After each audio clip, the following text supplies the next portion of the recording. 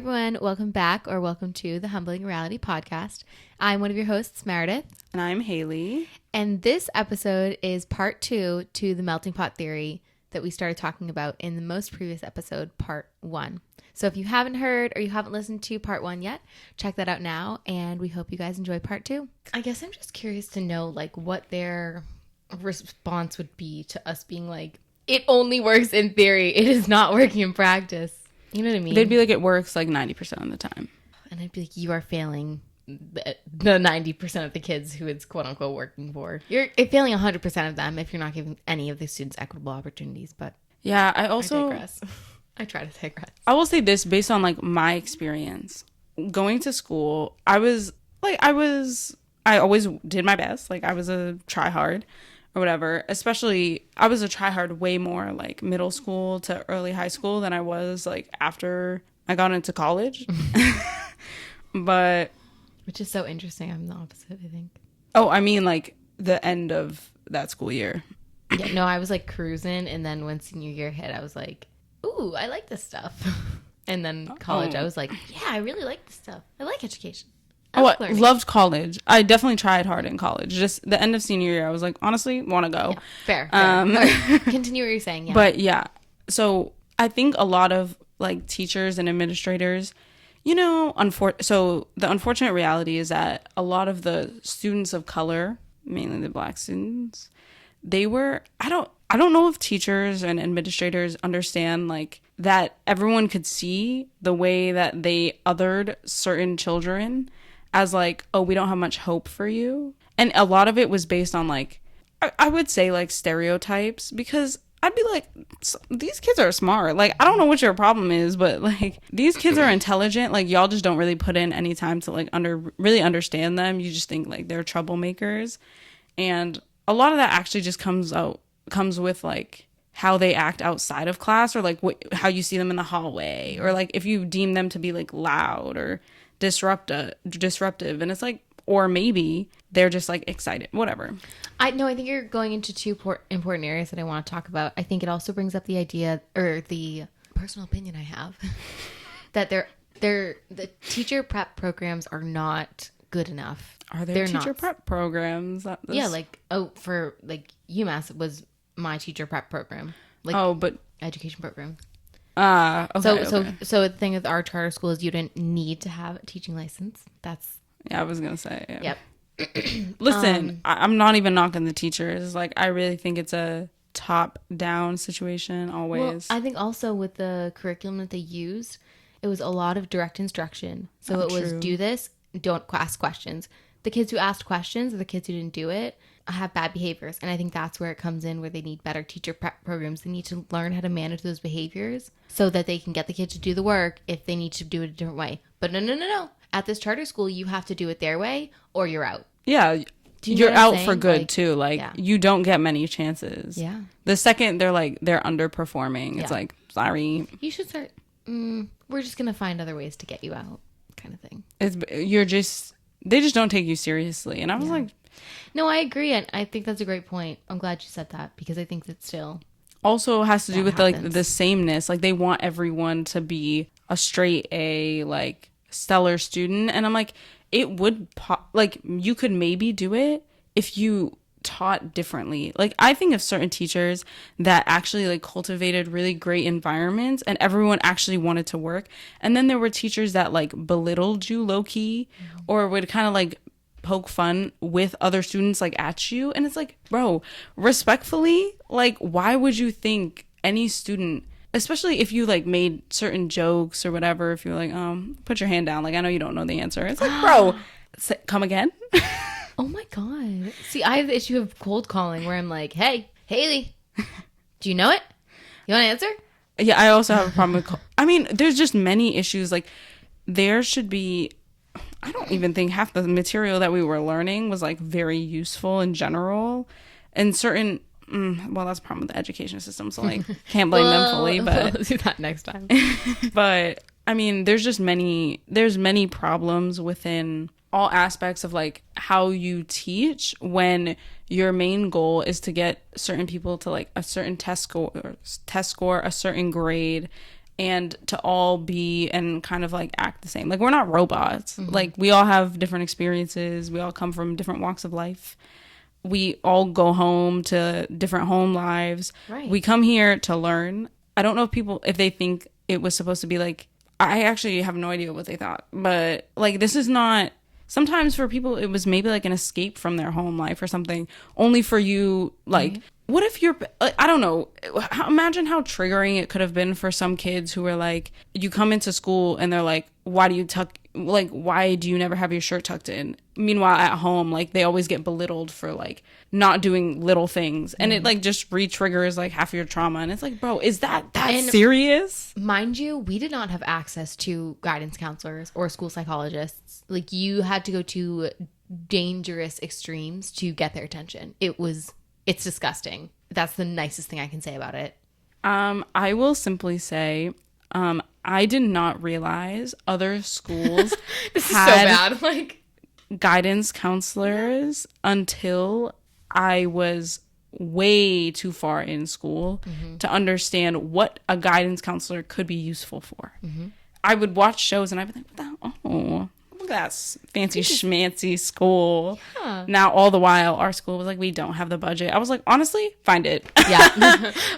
Find it or stop expanding. Stop monopolizing the city that they're in. I was like, please, respectfully, find the budget. Because, and I talked to them about it before. I think a lot of times they're very like, you know what they said? Tell me the tea. The college counselors were supposed to be the guidance I counselors. know! Oh my god! And oh my god! Oh my god! I was like, the people whose main focus is to get me into a great college for your resume is supposed to help. Like, oh, they're hi. They're not certified for that. My mother neglects me. And then they're like, write your college essay about that. No, literally, because you know on TikTok they're like, oh my god. That is exactly, I can picture them right now staring at you like, sounds like a great topic for your extended essay. Baby, no. Oh my god. No. That's what, when they said that, I really laughed in their face. Good. He said it, like, I don't know what he was called at the time. I literally cracked up. I was like, no, because I was like, oh, it must be a joke. Like, this is a joke. No. Do you remember when the kids were writing on the walls like that they were gonna hurt themselves and they painted over it? Do you remember when they were like they were like la la la la la? Yeah, you just you can't. They were writing on like the bathroom stalls and like on the wall in the basement bathroom in high school. I missed that basement. I have to say, I liked that basement bathroom. Yeah, and one day the custodian was just like, yeah, I have to paint over it. I was like, oh yes, the cries for help, forget it, let's just paint over it. So you know how, okay, the only people who really used that bathroom were the people who had their lockers down there, or like if you were in the cafeteria that they use as like a study hall, right? Yeah. So they, you know how when you're in study hall, they had you had to sign out to like go places, for whatever reason, don't ask me, I don't know. They collected the logs because they wanted to see, they were like not interviewing, but like they were talking interrogating. Yes, they were interrogating students about like if they were the ones who wrote on the walls. I was like, if I answer yes, can you give me a school psychologist? Thank you very much. And they would have said no. They would have been like, so it's not true. defaming property, for destruction of property. When did you write that? Oh, you're still alive? So no, you don't need a school psychologist. No, dude, I'm so serious. People were like, I'm depressed. And they were like, with their white paint. And the custodian was just like, the custodian probably went home and was like, okay, so another kid wrote that they were interested in killing themselves. We're not laughing at that, guys. No, we're not laughing at that. This is not. It's literally, it's absurd the way they handled it. Because we were seniors at the time. I remember we went in. A couple of us we went in one day and we were like, where is it? Like, this is uncomfortable. And we were like, we would see like certain kids like come out. I was like, why are you crying in the bathroom? Like, oh my god. And there was no one to talk to. Yeah, no. I was like, I wish I could help you, but I literally, like, what am I going to sit here with you and then get in the college? You are not qualified as a high school student. The college counselors who got their master's degree in college admissions are not qualified to talk.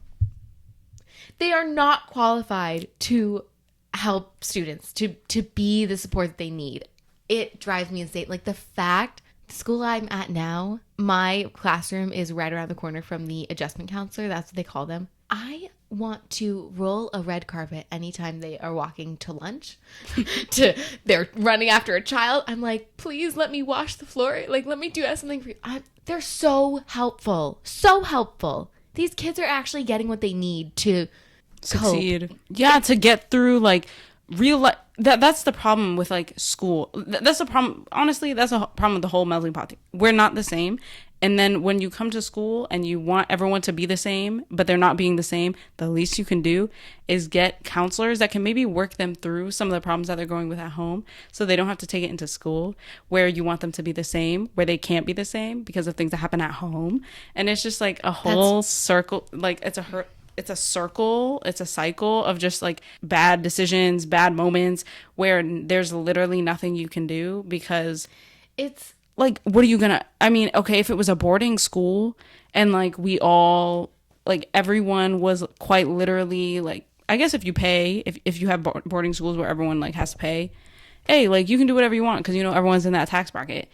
But and everyone lives there. So like the home problems aren't as big as they are if you like literally have to go home on the bus every day. Mm-hmm. But here I was like, if I imagine someone, there were people who lost family members and I was like, and they're still in school because you have to come to school. No. Because you can only miss, what was it? 14 days? 20 days. I think it was 20. It's 20 days, but like absences, no, like if you were tardy twice or whatever. Oh my God. It would count as an absence. Like it could be 801. Yeah. Sorry, we're going to have to send you to the office. Sorry, you're going to have to get a late slip. Like, why? Like, why? Because now it's taken 10 minutes out of the instruction that you were about to give in homeroom for absolutely, quite literally no reason. But it's fine. I missed absolutely nothing because the bell just rung. But it's okay. And then the kids who, like, gosh forbid, you actually faced, like, a traumatic experience at home. No support. You came to school, and you're in school, and you can't focus. Let's say you can't focus. And they're like, okay, like, we've noticed you've had a drop in grades. Who do you talk to? What if you can't afford a therapist? Some of those kids could afford a therapist or could afford someone to talk to. But the other kids, we can go talk to your local college counselor who you don't even know if you're a freshman, by the way, because they're not interested in you getting to know the college counselors then. So then really, who do you talk to? Let's not even get started on the frowned upon student-teacher relationships. Granted, there were experiences at our school that, you know, really solidified it being frowned upon, but they would not encourage teachers to quote unquote be there for their students. Like they wouldn't encourage any kind of like emotional connection. Which, do you know why? I actually have isolating. I have determined exactly why. They based the entire model of like what a teacher should do was based on him. Mm-hmm. And so he exactly, he was like really tough. Kids didn't like to talk to him or feel comfortable going to him. It was all about like, his really was about like the numbers. It wasn't even really about learning. It was about like, can you do well on this test? Yeah. Will you do well in the future if like you take a blank exam? I ain't gonna talk about if we do AP or IB. It ain't none of your business. And I was like, oh my gosh, he was such a drill sergeant. Half the kids had like anxiety attacks before they went into damn class. And then, can we read this? Okay. I'll interview you. Okay. I don't remember half these answers. So go ahead. Okay. So we found, this is just a blog that I found. It says it's from a former employee. Not a 2.6, bro. That's It generous. really is. Were you saying something you want to continue? I don't know what the topic is. Go ahead. Okay, so we're gonna do a little. We're gonna end this with a fun Q&A. What Q&A, you ask? Oh, well, apparently the questions that the school would ask a future teacher were leaked. So I'm gonna ask Haley. This is hilarious. Go ahead. It really is hilarious. You must disclose your high school SAT and/or ACT scores. Do you want to do this one or no? I did not take the ACT and the SAT scores. I didn't even send to my damn school, so I ain't helping y'all. All right. If you could select 2 works of fiction or nonfiction to expose your students to, what would they be and why? Oh, and side note, you're never actually going to change the curriculum, so this is just a fun answer. 2 types of fiction or nonfiction? 2 works of fiction or nonfiction. They don't want my answer to that question. 1984. Oh, wait, we already read that one. They'd be like, oh my God, is this critical race theory? Get out of here. You're done. No.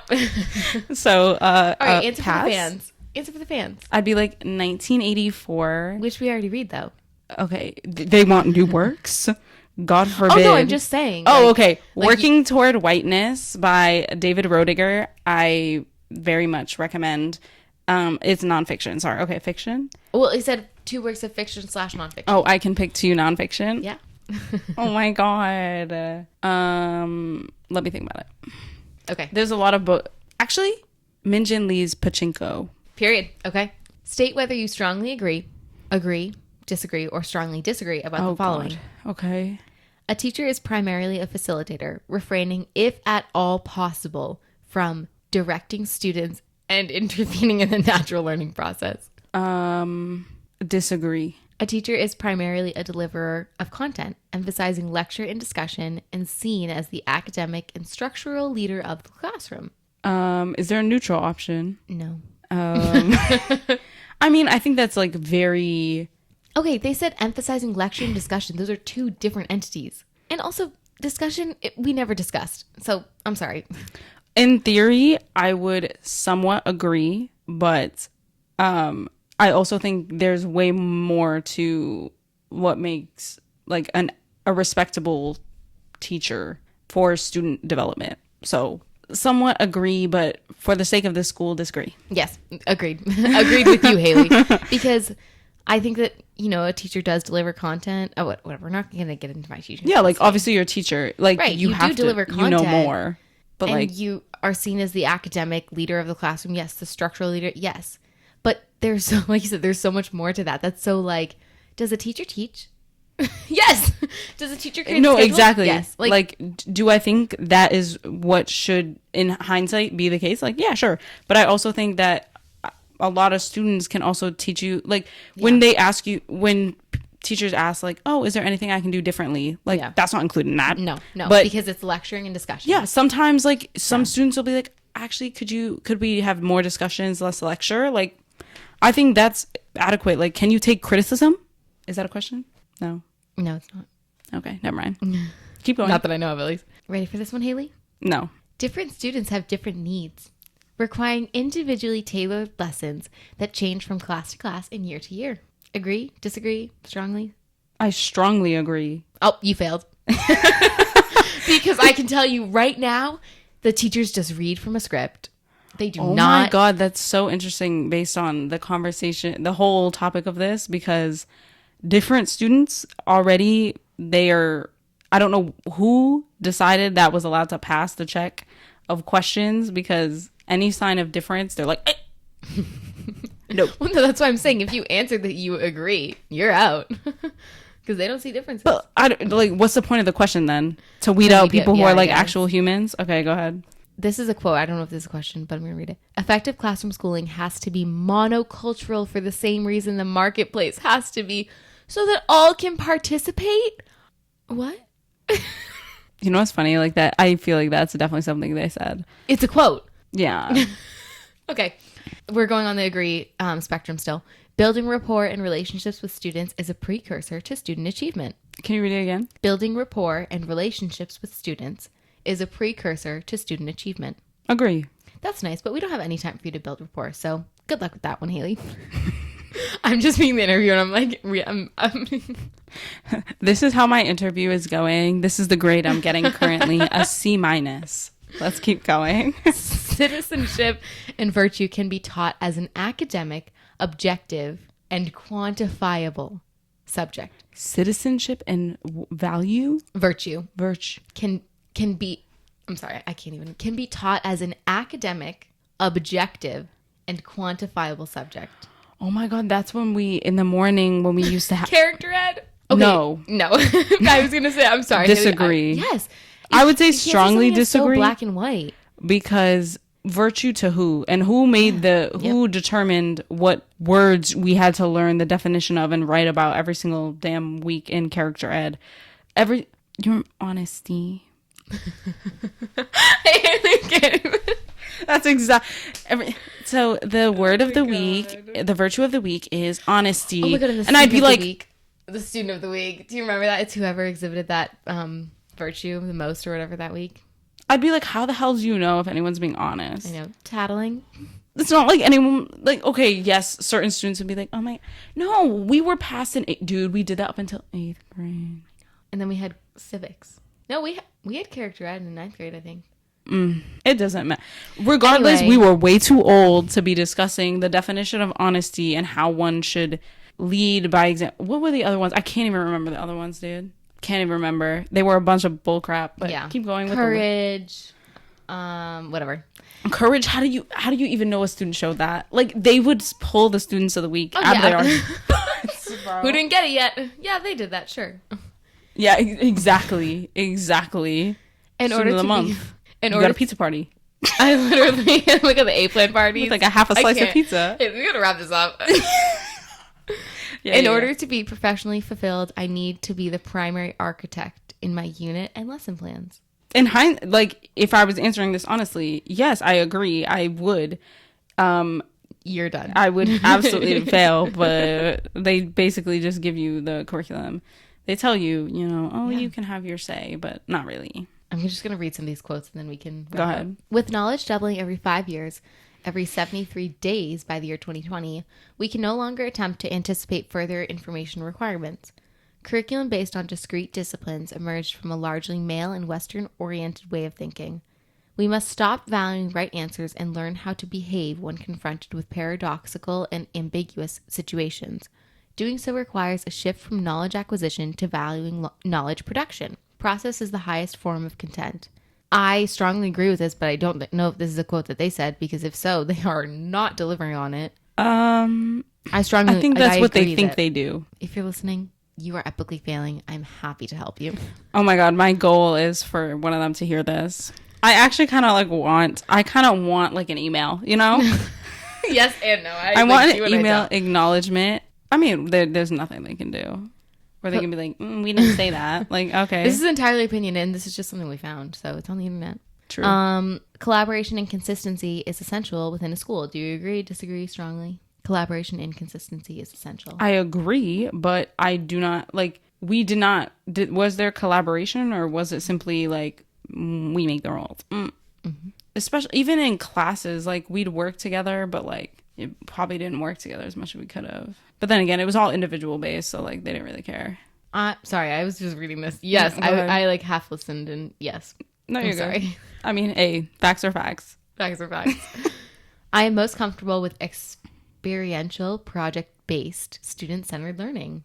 I mean, sure. I don't know. I think most comfortable is probably not, but project-based. I think it's important. It's valuable. If students want to do that, you should allow them to do that. Mm-hmm. If students are we really want to do a project, we feel like this would be a good opportunity to do a project, let them do the damn project. But it's not on the curriculum, Haley. You're fired. This is Haley's third time being fired from this interview. I'm not hired. I'm not an option. I'm failing. Okay, yeah, keep going. All right, last quote. Ready? I can't. Our obsession with the Constitution has saddled us with a dysfunctional political system, kept us from debating the merits of divisive issues, and inflamed our public discourse. Instead of arguing about what is to be done, we argue about what James Madison might have wanted done 225 years ago. Purely opinion. You want to guess what a dead white man from 225 years ago wants us to do about current education? Okay, wait. I'm so sorry. I actually think... Clip that quote. Write it down, everyone. That is quite literally if I could define what it was like going to this school, she just read it, because that is exactly what it felt like. Archaic. What did I say? 225 years ago. We're basing this yes. on what a white man who quite literally was alive during slavery. Who owned slaves? Didn't even he had a the Constitution written by slave owners. We're interested in knowing what they would have done back in the 1800s. No, not even. This was probably like what? I mean, I'm sure they're talking about when it was written. So the 1700s, which is worse, by the way. So like respectfully, in the most disrespectful way possible. I'm pretty sure like 80% of those teachers were fairly conservative in viewpoint. Yes. And if you weren't, it was very surprising.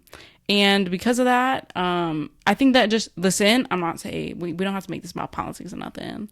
But I will say it was very apparent that like every rule was made from like a white-centric, male-centric, low-key, like, I've never been poor in my life or hate poverty centric viewpoint of just like everyone needs to fit like the white male middle class like standard. And if you can't do that, sorry, but like you do not fit in with the school and therefore we don't care about you. Which I mean, I wish they would just say that. Like, I really wish that was the whole handbook. They would get their charter revoked, but Desi is on. They're already about to get it. So which is the funny thing. And on that note, I'm in support of them. If I have to talk to the damn Department of Education my damn self, I'll do an interview. I don't care. I'll go up and I'll be like, respectfully, it should have been taken away years ago. Yeah.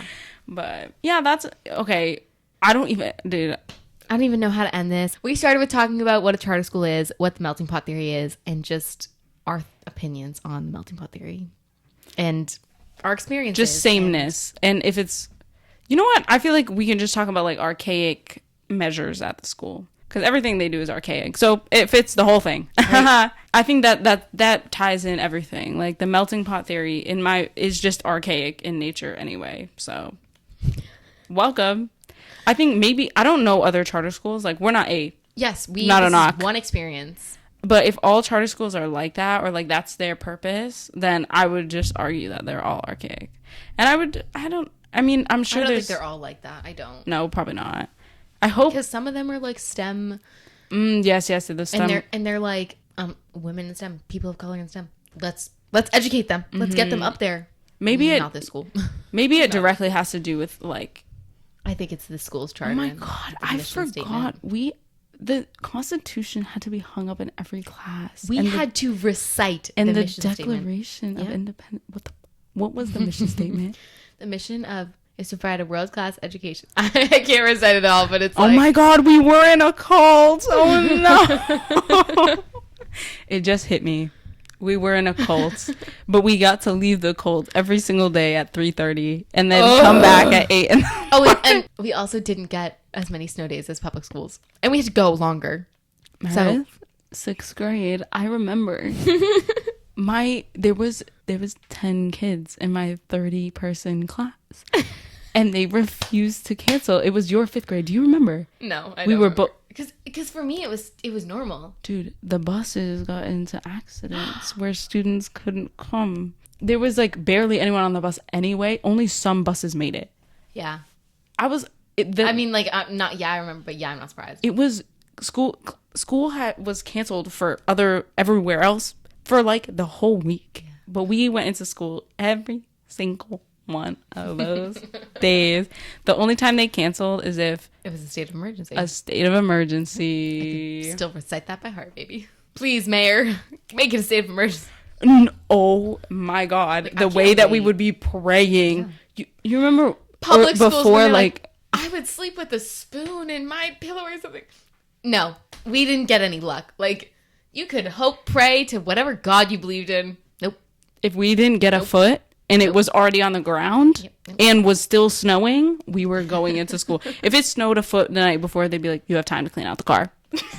Like, bye. There was a day it was so icy on the, bunch of buses got into accidents. The kids came into school after the accident. Like, mind you, they got into a car accident. Like, everything had to be stopped. They'd get into school. They were like, you guys are all late. Here's your late pass. Do you remember the announcements?